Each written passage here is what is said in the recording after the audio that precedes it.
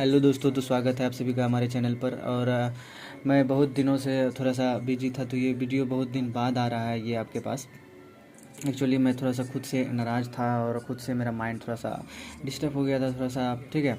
तो थोड़ा सा समय लग गया दोस्तों। तो अब से हम मेरा रेगुलर सारा वीडियो रहेगा। तो स्वागत है आप सभी का फिर से हमारे चैनल पर, ठीक है। मेरा परिवार भले छोटा है बट है बहुत खुशहाल, ठीक है। तो मेरा यूट्यूब पर जितने भी सब्सक्राइबर्स हैं, मैं चाहता हूँ कि मुझ पर विश्वास बनाए रखें। मैं अच्छा कंटेंट लाऊंगा और आप सभी के नॉलेज के लिए, आप सभी के एग्ज़ाम के लिए बहुत बढ़िया रहेगा दोस्तों। तो आप सभी को मेरे चैनल पर स्वागत है। चलिए हम लोग स्टार्ट करते हैं बिना किसी देरी के, ठीक है। तो चलिए सबसे पहला क्वेश्चन हम लोग देखेंगे यहाँ पर। तो सबसे पहला क्वेश्चन हम लोग क्या देखने वाले हैं। सबसे पहला क्वेश्चन हम लोग देखेंगे दोस्तों कि यहाँ पर देखिए, यहाँ पे 11 नंबर क्वेश्चन को देखेंगे, ठीक है। सबसे पहला क्वेश्चन अभी हम देखेंगे आज का। आज से होगा क्या कि सब जैसे देखेंगे 1 to 5 से लेकर प्रीवियस ईयर में जितना भी क्वेश्चन पूछा गया 1 to 5 का, 6 to 8 का, और 6 to 8, 9, 10 और 11, 12, ये सारा जैसे हो गया आपका 1 to 5, ठीक है, 6 to 8, 9 to 10, ठीक है, 9 to 10 और 9 to 10 और मैं क्या कहना चाह रहा था 9 to 10 और देखिए सब समझना है बात को पहले। तो यहाँ से लेके 1 to 12 तक जितना भी होगा टॉपिक वाइज मैं सारा डिस्कशन कराऊंगा, ठीक है।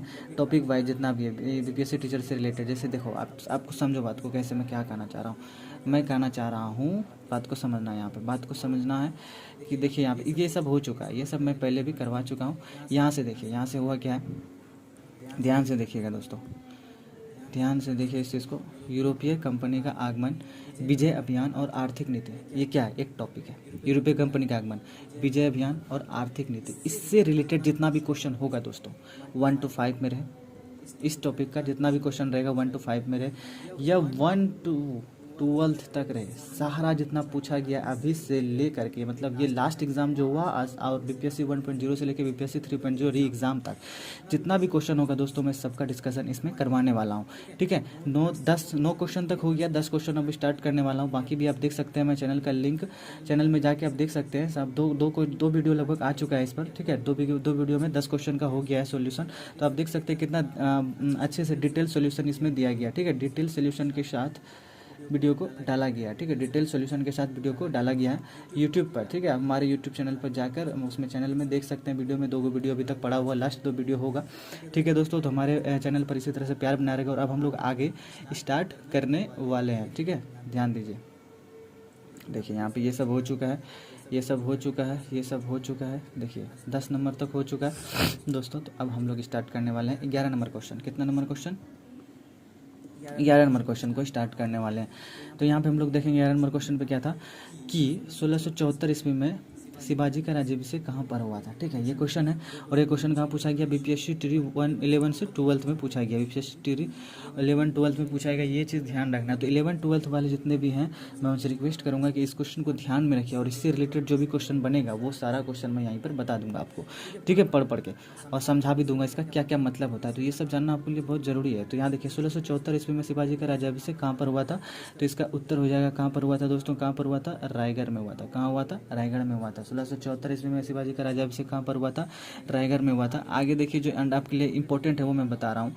ये देखिए सबसे पहले क्या हुआ कि 6 जून 1674 ईस्वी में शिवाजी का राज्याभिषेक पंडित गंगा भट्ट द्वारा करवाया गया था, ठीक है। उसके बाद देखिए एक क्वेश्चन और पूछता है कि पंडित गंगा भट्ट का वास्तविक नाम क्या था। वास्तविक नाम उसका था विश्वेश्वर। क्या नाम था उसका, विश्वेश्वर।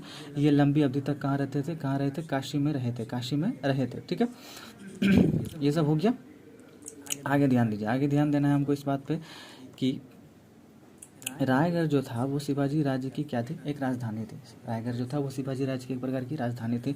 शिवाजी ने अपने आप को सिसोदिया का वंशज घोषित किया था। किसका वंशज घोषित किया था दोस्तों, तो सिसोदिया का वंशज घोषित किया था। आगे एक लाइन और है कि इन्होंने इस राज्याभिषेक के अवसर पर इन्होंने क्या किया था, इन्होंने इस राज्याभिषेक के अवसर पर छत्रपति मराठा कुलभूषण, ठीक है, हैदव धर्म उद्धारक, ब्राह्मण गौ परिपालक आदि उपाधि भी धारण किया था। ठीक है, ये उतना इंपॉर्टेंट नहीं है, पढ़ लेना एक बार। देखो आगे क्या है, शिवाजी के राज्याभिषेक के कुछ दिनों बाद माता जीताबाई की मृत्यु हो गई। ये माता किसकी थी?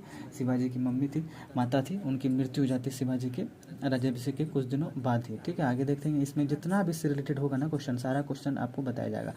शिवाजी वैदिक प्रथा के अनुसार राज्याभिषेक किया था उन्होंने, लेकिन माता की मृत्यु के बाद पुनः उन्होंने तांत्रिक पद्धति से राज्याभिषेक किया था। ये क्वेश्चन पूछता है कि शिवाजी का छत्रपति शिवाजी महाराज जी का जो राज्याभिषेक हुआ था वो किस अनुसार हुआ था? वैदिक प्रथा के अनुसार राज्याभिषेक किया था, लेकिन माता की मृत्यु के बाद पुनः तांत्रिक पद्धति से राज्याभिषेक किया गया। ठीक है दोस्तों, चलिए अब लोग हम यहाँ तक डिटेल डिस्कशन हो गया। आगे ध्यान दिया जाए, आगे देखिए नेक्स्ट क्वेश्चन पे आते हैं। नेक्स्ट क्वेश्चन है 12 नंबर। कितना नंबर? 12 नंबर क्वेश्चन पे आते हैं दोस्तों। देखिए 12 नंबर बोल रहा है साल बाई की संधि से किस युद्ध की समाप्ति हुई थी? क्वेश्चन बहुत बढ़िया है, साल बाई की संधि, यहाँ ध्यान दीजिए। और ये पूछा कहाँ गया है? ये पूछा कहाँ गया दोस्तों? बीपीएससी टीआरई 11-12 में पूछा गया। कहाँ पूछा गया? बीपीएससी टीआरई 1.0, बीपीएससी टीआरई 1.0 में 11-12 का क्वेश्चन है। और ये देखिए कितना अच्छा क्वेश्चन पूछा गया है कि साल बाई की संधि से किस युद्ध की समाप्ति की गई थी? तो यहाँ देखिए ऑप्शन है प्रथम आंग्ल मराठा युद्ध, द्वितीय आंग्ल मराठा युद्ध, तृतीय आंग्ल मराठा युद्ध। तो इसका आप लोग को पता है कि प्रथम आंग्ल मराठा युद्ध जो हुआ था वो कब हुआ था?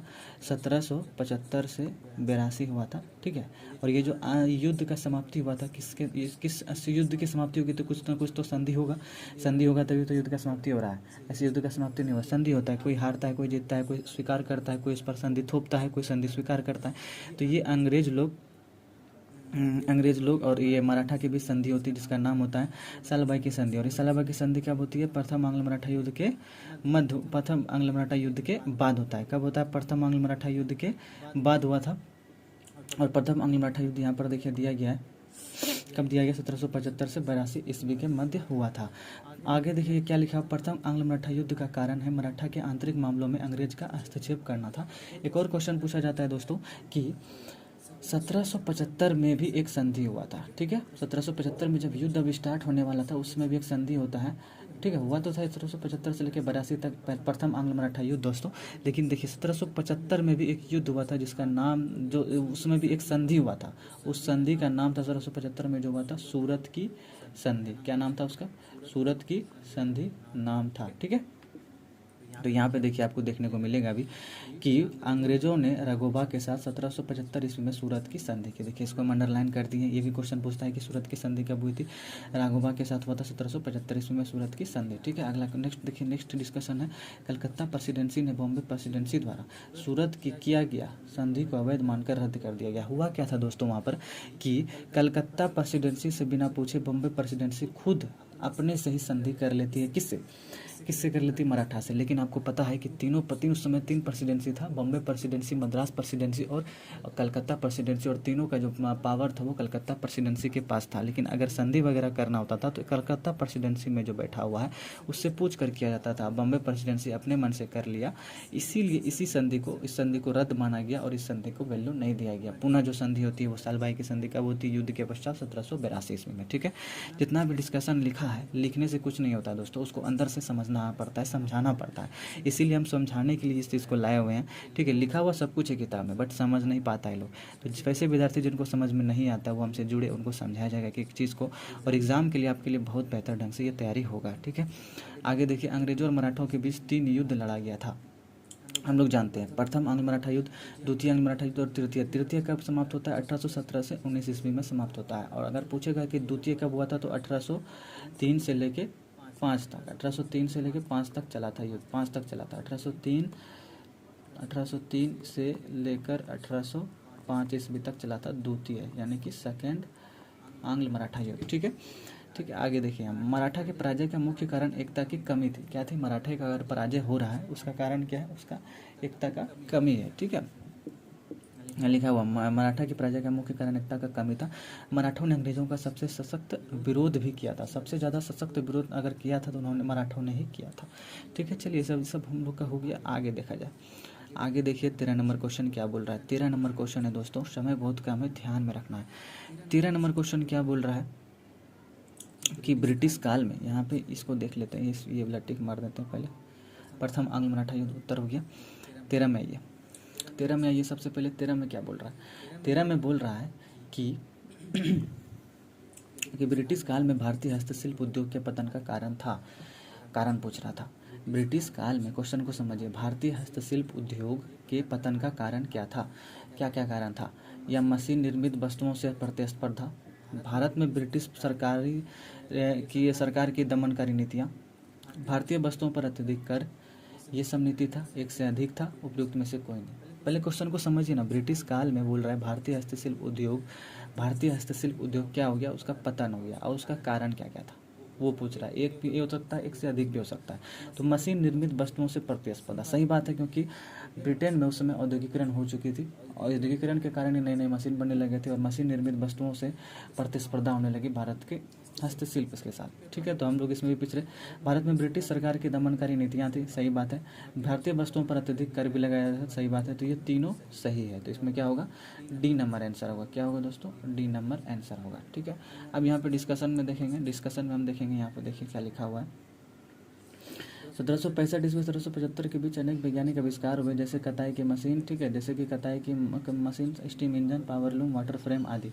मशीन निर्मित ब्रिटिश वस्तुओं का भारत में हाथ से निर्मित वस्तुओं से प्रतिस्पर्धा नहीं कर सका, सही बात है, क्योंकि जो मशीन बना सकता है जितना स्पीड से, जितना अच्छा क्वालिटी से, वो हाथ से नहीं बना सकते आप, ठीक है। तो प्रतिस्पर्धा नहीं कर सका भारत में से हाथ से निर्मित वस्तुओं ने प्रतिस्पर्धा नहीं कर सका, ठीक है। आगे लिखा है 1833 के चार्टर एक्ट के तहत ब्रिटेन ने मुक्त व्यापार की नीति अपनाई तथा चाय और चीन के व्यापार को छोड़कर कंपनी का भारतीय क्षेत्र से व्यापारिक एकाधिकार समाप्त कर दिया गया। ये बहुत अच्छा लाइन है। देखिए 1813 में एक चार्टर एक्ट आया था, उसके तहत क्या हुआ, ब्रिटेन ने मुक्त व्यापार की नीति अपनाई, ठीक है, मुक्त व्यापार की नीति अपनाई तथा चाय और चीन से व्यापार को छोड़कर कंपनी का भारतीय क्षेत्र के व्यापार एकाधिकार समाप्त कर दिया गया था, ठीक है। कंपनी का भारतीय क्षेत्र से व्यापारिक एकाधिकार भी समाप्त कर दिया गया था, ठीक है। एक चार्टर एक्ट आया था 1813 में। आगे के लाइन को समझेंगे। आगे का लाइन ये बोला, देखिए 1813 के बाद अतिरिक्त निर्यात के अलावा कंपनी ने होम चार्जेस भी लागू कर दिए और अन्य खर्चों के अतिरिक्त चार्जेस में भारतीय ऋण पर ब्याज भी शामिल था, ठीक है। बहुत सारा कर भी लगा दिया गया, यही कहना चाह रहा है। आगे देखिए, भारत में ब्रिटिश शासन में सर्वाधिक क्षति हस्तशिल्प उद्योग को उठाना पड़ा था। ब्रिटिश शासनकाल में सबसे अधिक किसको क्षति हुआ था, तो ये हस्तशिल्प उद्योग को उठाना पड़ा, विशेषकर सूती वस्त्र उद्योग को, ठीक है। भारत का प्राचीनतम उद्योग सूती वस्त्र उद्योग है। भारत का प्राचीनतम वस्त्र उद्योग पूछा जाएगा तो क्या है, सूती वस्त्र उद्योग है। इसको अंडरलाइन करना चाहिए कि भारत का सबसे प्राचीनतम उद्योग कौन सा है, सूती वस्त्र उद्योग है, ठीक है दोस्तों। आगे देखा जाए, ब्रिटेन की आर्थिक नीति, भारत में ब्रिटेन के हित को ध्यान में रखकर बनाया जाता था। जितना भी ब्रिटेन का आर्थिक नीति होता था, मतलब वो जो भी उसका इकोनॉमिक बजट होता था, वो इकोनॉमिक पॉलिसी होता था ना, वो भारत में ब्रिटेन के हित को ध्यान में रखकर, भारत के हित का कोई मतलब नहीं था उसको। तो देखिए कितना गिरा हुआ मानसिकता था वो लोग का, कि ब्रिटेन के हित को ध्यान में रखकर ही बनाया जाता था, ना कि भारत को रखकर। इसीलिए भारत के आर्थिक व्यवस्था को कमज़ोर कर दिया गया धीरे धीरे, ठीक है, और ब्रिटेन की अर्थव्यवस्था धीरे धीरे मजबूत होती गई। ब्रिटेन में औद्योगिक क्रांति की शुरुआत सूती वस्त्र उद्योग से ही प्रारंभ हो गया था, ठीक है। क्वेश्चन ये कितना अच्छा डिस्कशन है। देखिए ब्रिटेन में औद्योगिक क्रांति की शुरुआत सूती वस्त्र उद्योग से ही प्रारंभ हुआ था, सूती वस्त्र उद्योग से ही प्रारंभ हो गया था। आगे देखिए क्या लिखा है कि क्या लिखा है यहाँ पे, देखिए ब्रिटिश तट पर नीति ब्रिटेन के उद्योगों के हित में रखकर तैयार किया जाता है, ठीक है। भारत को कच्चा माल का स्रोत और ब्रिटेन के निर्मित माल का बाजार बनाकर रख दिया। भारत को कच्चा माल का स्रोत बना दिया और ब्रिटेन के निर्मित माल का बाजार बनाकर रख दिया। एक्चुअली हुआ क्या यहाँ पे समझना है। भारत को कच्चा माल का स्रोत, यहाँ से कच्चा माल ले जाया जाता था। ब्रिटेन में मशीन थी, वहाँ पर औद्योगिकरण हो चुका था, मशीनें बन रही थी, उस मशीनों से कपड़ा तैयार होता था और ब्रिटेन के निर्मित माल को भारत में बाजार में आकर बेचा जाता था उच्च दाम पर। कच्चा माल सस्ते दाम पर बेचा जाता था उच्च दाम पर। किसको मुनाफा होगा? अगर देखा जाए तो सब कुछ घुमा फिरा के ब्रिटेन को ही मुनाफा होगा। तो इस प्रकार की इनकी आर्थिक नीति, जिसके कारण हम लोग दबते जा रहे थे, हम लोग का शोषण होते जा रहा था, कोई कुछ करने वाला नहीं था। और फिर देखते हैं कि राष्ट्रवाद का उदय होता है और हमारा जो भारत है वो भी धीरे धीरे आज़ादी की तरफ बढ़ने की कोशिश करता है। और कई लोगों के क्रांतिकारी योगदान से, कई लोगों की स्वतंत्रता सेनानियों के योगदान से, कई लोगों की अपने अपने योगदान से, छोटे छोटे योगदान से, कई इंसान के छोटे छोटे योगदान के, भगत सिंह, सुभाष चंद्र बोस, गांधी जी, कितनों का नाम लूँ मैं थक जाऊँगा, लेकिन इन सभी के योगदान ने ही हमारे भारत को आज़ाद दिलाया। एक अकेला इंसान नहीं दिला सकता। सब में राष्ट्रवाद की भावना आई और जब तक राष्ट्रवाद की भावना नहीं थी हम लोग गुलाम थे। इसलिए राष्ट्रवाद की भावना हम में से सभी देशवासियों में ज़रूरी है दोस्तों। चलिए, तो इसी के लिए लाइक कर दीजिएगा, ठीक है। इतना अच्छा कंटेंट आपको मिल रहा है। आगे हम लोग बढ़ते हैं 14 नंबर क्वेश्चन पे कि औपनिवेशिक शासन ने भारत में कौन सी भू राजस्व प्रणाली लागू की है। औपनिवेशिक शासन का मतलब यहाँ पे क्या कह रहा है, अंग्रेज का समय ने भारत में कौन सी भू राजस्व प्रणाली लागू की। तो अगर देखा जाए तो तीनों किया था, ठीक है। अगर देखा जाए तो अस्थायी बंदोबस्त भी किया था, रैयतवारी बंदोबस्त भी उन्होंने लाया था, भू राजस्व प्रणाली के रूप में वो मालवाड़ी बंदोबस्त भी लाया था। तो हम देखेंगे कि तीनों है, ठीक है। तो आंसर हो जाएगा हमारा डी नंबर आंसर क्या हो जाएगा हमारा, उपयुक्त में से एक से अधिक आंसर हो जाएगा, ठीक है। यहाँ ध्यान दीजिए डिस्कशन पे, आप डिस्कशन बहुत ज़रूरी है ना। डिस्कशन देखिए क्या है कि 22 मार्च, यहाँ देखिए आंसर भी था एक से अधिक औपनिवेशिक काल में भारत में भू राजस्व प्रणाली लागू हुई थी, मतलब तीनों हुआ है। 22 मार्च 1793 को क्या होता है कि लॉर्ड कॉर्नवालिस ने अस्थायी बंदोबस्त, जमींदारी, इस्तेमारी भू राजस्व प्रणाली को लागू किया। इसके अंतर्गत लगान वसूली का 10/11 भाग सरकार का तथा शेष भाग 1/11 भाग जमींदारी हेतु नियत किया गया, यानी कि 11% जमींदार को और बाकी का अंग्रेज को, ठीक है। ये सब होता था। आगे देखना, इसको याद रखना है, 11% लिया जाता था किसके तहत, इसके तहत अस्थायी बंदोबस्त के तहत। देखिए 1793 को लॉर्ड कॉर्नवालिस ने क्या किया था, अस्थायी बंदोबस्त, इस्तेमारी भू राजस्व प्रणाली को लागू किया था, इस्तेमारी भू राजस्व प्रणाली को लागू किया दोस्तों। इसके बाद देखते हैं कि इसके अंतर्गत क्या किया गया। इसके अंतर्गत 10/11 भाग सरकार का तथा शेष भाग 1/11 भाग जमींदारी हेतु नियत किया गया 11% जमींदार को, ठीक है। यहाँ पे अगला क्या है कि व्यवस्था कुल ब्रिटिश भारत के 19% भूभाग पर लागू की गई थी। कितने भाग पर लागू की गई थी, 19%। जितना भी ब्रिटिश भारत था, यानी कि भारत का जितना भी क्षेत्र ब्रिटिश का था, उसमें से 19% भाग पर भूभाग पर लागू की गई थी। जिसमें क्या कौन कौन सा मुख्य रूप से था, मुख्य रूप से देखा जाए दोस्तों बंगाल, बिहार, उड़ीसा के अतिरिक्त बनारस एवं उत्तरी कर्नाटक के क्षेत्र शामिल थे, ठीक है। आगे देखेंगे कि 1792 में रैयतवारी व्यवस्था भी आती है, ठीक है। 1792 में रैयतवारी व्यवस्था आती है, जो बारामल जिले में पहली बार प्रयोगात्मक रूप से कर्नल अलेक्जेंडर रीड द्वारा लागू की गई थी। कर्नल अलेक्जेंडर रीड द्वारा लागू की गई थी। ये भी अंडरलाइन कर लीजिए दोस्तों, बहुत अच्छा है कि रैयतवारी व्यवस्था कब आती है, 1792 में रैयतवारी व्यवस्था पहली बार आती है, बारामल जिले में पहली बार प्रयोगात्मक रूप से आता है, कर्नल अलेक्जेंडर रीड द्वारा लागू की गई थी, ठीक है। नेक्स्ट देखिए, नेक्स्ट लाइन में डिस्कशन है, रैयतवारी व्यवस्था का जन्मदाता कौन है, टॉमस मुनरो और कैप्टन रीड को माना जाता है, ठीक है। रैयतवारी व्यवस्था का जन्मदाता टॉमस मुनरो और कैप्टन रीड को माना जाता है। आगे देखेंगे कि 1820 में रैयतवारी व्यवस्था मद्रास में लागू की गई थी। कहाँ लागू की गई थी, रैयतवारी व्यवस्था मद्रास में लागू की गई थी। आगे की लाइन है कि रैयतवारी व्यवस्था के अंतर्गत ब्रिटिश भारत भूभाग पर 51% हिस्सा शामिल था। ये भी क्वेश्चन बहुत ज़्यादा इंपॉर्टेंट है, VVI दोस्तों, VVI है ये। ब्रिटिश भारत भूभाग का 51% हिस्सा शामिल था किसमें, रैयतवारी व्यवस्था के अंतर्गत, ठीक है। रैयतवारी व्यवस्था में इतना था। मालवाड़ी व्यवस्था का जनक हॉल्ट मैकेंजी को माना जाता है, ठीक है। मालवाड़ी व्यवस्था का जनक किसको माना जाता है, हॉल्ट मैकेंजी को माना जाता है। मालवाड़ी व्यवस्था का जनक किसको माना जाता है, हॉल्ट मैकेंजी को माना जाता है। याद रखा जाए इसको मोस्ट इंपॉर्टेंट मालवाड़ी व्यवस्था का जनक किनको, हॉल्ट मैकेंजी को माना जाता है। Mahalwari, Holt Mackenzie, Ryotwari, Thomas Munro और रीड, ठीक है, दो को। अब देखेंगे आगे क्या था। इसने 1819 के अपने प्रतिवेदन में मालवाड़ी व्यवस्था का सूत्रपात किया, जिसे पहली बार 1822 में कानूनी रूप से लागू किया गया, ठीक है। इस व्यवस्था के अंतर्गत ब्रिटिश भारत की भूमि का 30% भाग शामिल था। कितना भाग शामिल था इसमें, मालवाड़ी में, ब्रिटिश भारत भूमि का 30% भाग शामिल था किसमें, मालवाड़ी में। किस में शामिल था, ये मालवाड़ी में शामिल था। यहाँ पे ध्यान देंगे, मालवाड़ी में शामिल था। इसका कनेक्शन यहाँ पे है, ठीक है। अब दोस्तों यहीं पर रखते हैं वीडियो बहुत ज़्यादा लंबा हो चुका है, ठीक है। तो कम से कम 5 क्वेश्चन आज हमने देख लिए। देखिए यहाँ पे हम लोग लगभग 10 से लेके 10, 11, 12, 13, 14, ठीक है, 10, 11, 12, 13, 14, 5 क्वेश्चन का डिस्कशन देख रहे हैं। और लगभग उसमें से 10 में 7-8 क्वेश्चन डिस्कशन आपका हो जा रहा है, ठीक है। 7 से 8 क्वेश्चन, एक क्वेश्चन में 7-8 लाइन का डिस्कशन हो जा रहा है दोस्तों। इसका मतलब है कि अगर देखा जाए तो 40 क्वेश्चन आपका कंप्लीट हो जाता है। इस वीडियो को देखें, लाइक करें, अगर अच्छा लगे तो हमारे चैनल को सब्सक्राइब करें।